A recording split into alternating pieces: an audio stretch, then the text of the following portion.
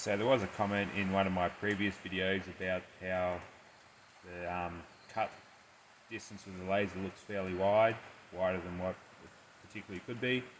So I did a little bit of a test here to see how it goes. In the cam in Fusion 360 you can actually set your nozzle size and your curve width, and I've got them set both to 0.2. That was just a rough figure I just put in just to see how it would go.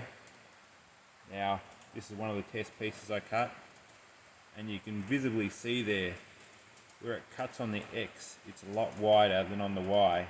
Now that's because, from what I've sort of looked up a little bit, is that the laser beam of these diode lasers is actually like a rectangular shape, and it's not uncommon to have a lot wider cut on one way than the other.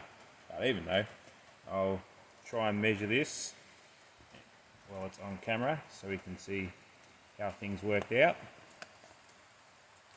Right, you get there. Now that's 99.75, and that's supposed to be 100 millimeters.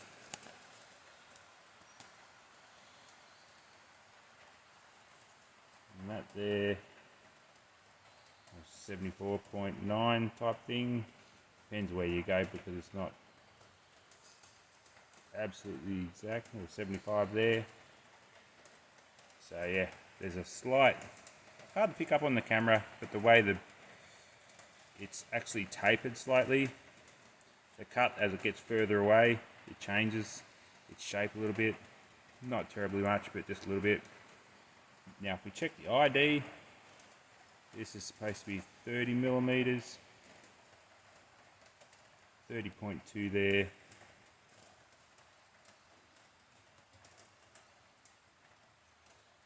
And we're about 30.08 there. But then again, depends on where we measure. It changes a little bit too. So it's not absolutely precise, but for the laser, it's pretty good. Now if I look at this disc here, it says it should be 50 millimeters. Now this is part of a failure of my cam programming, because 49.6 there and 49.55 there, so that's a fair way off. But then it's going to be hard to get the camera on this one.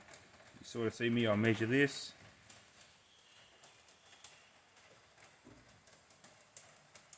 Oh, that's not a very good measurement.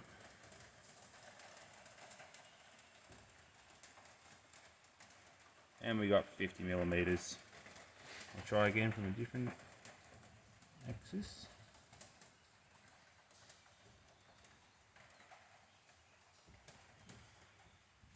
A bit hard on this angle.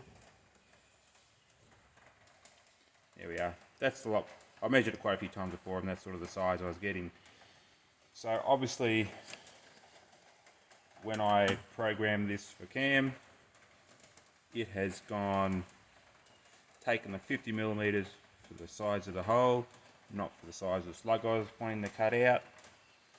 That's my mistake, but still we're looking at about a 0.15 difference in size. Now I think I'll be able to change that in cam if I was wanting to get my sizes a bit closer.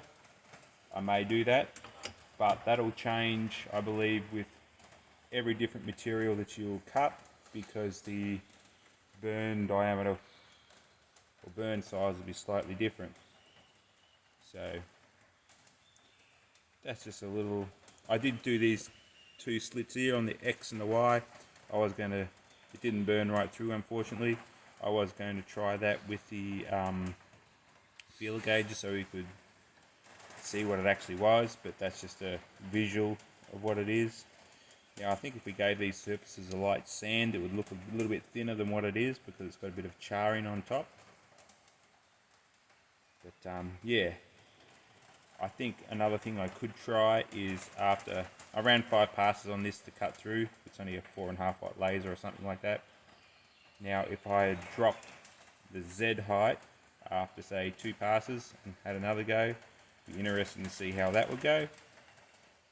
So I've only got a fixed Z height on mine. It's not, but if you had a flasher machine that had variable